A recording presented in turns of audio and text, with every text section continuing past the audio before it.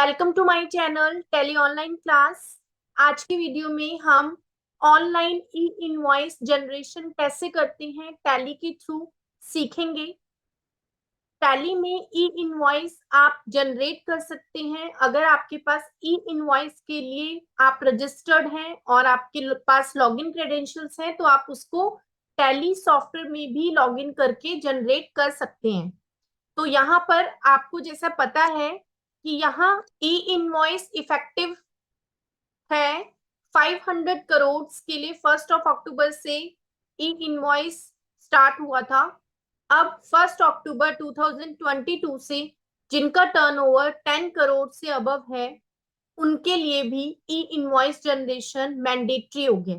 तो it means कि अगर अब आपका बिजनेस भी मोर देन 10 करोड़ टर्नओवर है तो आपको भी ई इनवॉइस जनरेट करना मैंडेटरी है। तो अब इसका प्रोसेस क्या है, क्योंकि अब मैक्सिमम डीलर्स इसके अंदर आ चुकी हैं तो काफी ज्यादा इसकी नीड है। ई इनवॉइस आपको आना चाहिए, पता होना चाहिए कि उसको हम कैसे जनरेट करते हैं टैली के थ्रू। ओके, तो ई इनवॉइस अगर आप जनरेट करना चाहते हैं टैली के थ्रू तो वाउचर में ट्रांजेक्शन करने से पहले आपको क्या क्या चीजें रिक्वायर्ड हैं वो आप देख लीजिए। Before you start recording your voucher for E invoicing ensure the following on the E invoice system. E invoice के पोर्टल पे आपको रजिस्टर करवाना पड़ेगा। Register your business on IRP. IRP is invoice registration portal. आपको IRP पे register करवाना पड़ेगा अपने बिजनेस को। Create an API user by selecting Tally Private Limited as the GSP. Goods and service provider है टैली एजुकेशन प्राइवेट लिमिटेड। तो आपको क्या करना है, एपीआई यूजर में सेलेक्ट करना है कि आप किसके थ्रू, कौन से जीएसपी के थ्रू आप ई इनवॉइस जनरेट करेंगे। तो वहां पर आपको ना Tally India private limited select करना है। You have to enter this API user credentials in Tally prime.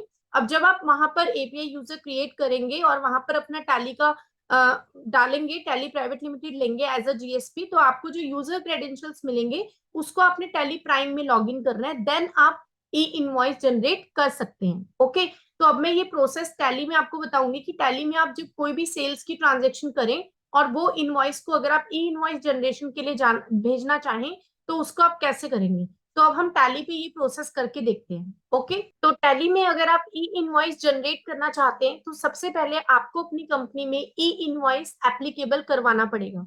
तो उसके लिए आपको क्या करना है, F11 प्रेस करना है एंड यहाँ पर आपको जीएसटी को जहां पर आपने एक्टिवेट किया था वहीं पर आपके पास ऑप्शन आएगा ई इनवॉइसिंग एप्लीकेबल। अगर आप ईवी बिल को भी एप्लीकेबल करना चाहते हैं या आपका ऑलरेडी एप्लीकेबल है तो आप उसको एज इट इज रहने दे सकते हैं। यहाँ पर अभी हमें ई इनवॉइस जनरेट करना है तो मैं यहाँ पर ऑलरेडी ई इनवॉइस एक्टिवेट कर चुकी हूँ। इसको इनेबल करने के बाद एप्लीकेबल फ्रॉम, आपके बिजनेस के लिए ई इनवॉइस कब से एप्लीकेबल हुआ है वो डेट आप यहाँ पे पुट करेंगे। एंड उसके बाद बिल फ्रॉम प्लेस में आप यहाँ पे प्लेस, कहाँ से बिल प्लेस होता है वो आप यहाँ पर लेंगे। And default period for the E invoice report जो आपको प्रोवाइड करवाई जाती है वो 3 डेज की प्रोवाइड करवाई जाती है। बाय डिफॉल्ट यहाँ पे 3 डेज आता है। एंड उसके बाद आप इसको कर देते हैं एक्सेप्ट। एक्सेप्ट करने के बाद अब आप कोई भी इनवॉइस क्रिएट करेंगे तो उसमें वो ई इनवॉइस आपको क्रिएट करने के लिए ऑप्शन दे देगा। तो यहाँ पर मैंने अपनी एक पार्टी क्रिएट की है, साई इलेक्ट्रॉनिक्स। सपोज इस पार्टी के लिए मैं जो भी सेल्स का इनवॉइस एंटर कर रही हूँ उसके लिए मुझे ई इनवॉइस भी जनरेट करना है।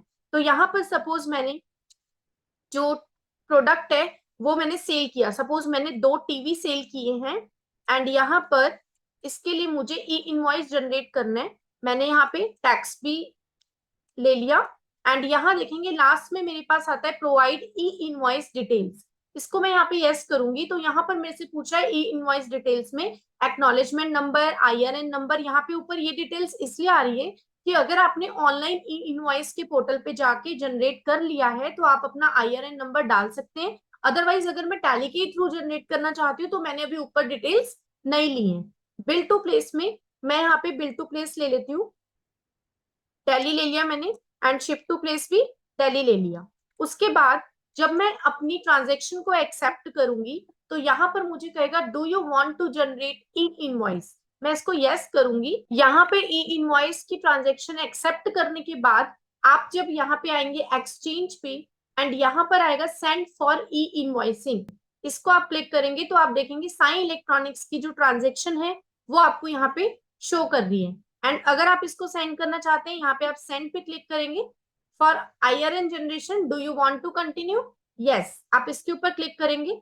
तो अब आप यहाँ पे देख सकते हैं कि आपके पास यहाँ पे ई इनवॉइस लॉगिन क्रेडेंशियल्स आपसे मांग रहे हैं। तो यहाँ पे ना आपको जो आपका API यूजर क्रिएट करने के बाद आपको जो क्रेडेंशियल्स मिले थे, वहां से आपको इसको लॉगिन करना है। और इसको जस्ट आप एक बार लॉगिन करने के बाद 6 आवर्स के लिए ऑलरेडी ये लॉगिन रहता है। उसके बाद आप जब भी ई इनवॉइस जनरेट करेंगे तो ऑटोमेटिकली आपका जनरेट होता चला जाएगा, आपको लॉगिन बार बार डालने की जरूरत नहीं है।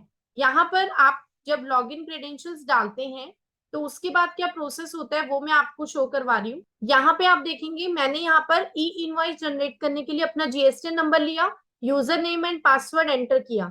उसके बाद ई इनवॉइस जनरेटेड सक्सेसफुली, अगर आपने सारी डिटेल्स एक्यूरेट ली होंगी, कंसाइनर की मतलब सेलर की, बायर की, प्रॉपर एड्रेस, पिन कोड, आपने प्रॉपर डिटेल्स ली होंगी, तो आपका ई इनवॉइस जनरेट हो जाता है एंड आपके पास ये मैसेज आपको शो करता है कि ई इनवॉइस जनरेटेड सक्सेसफुली।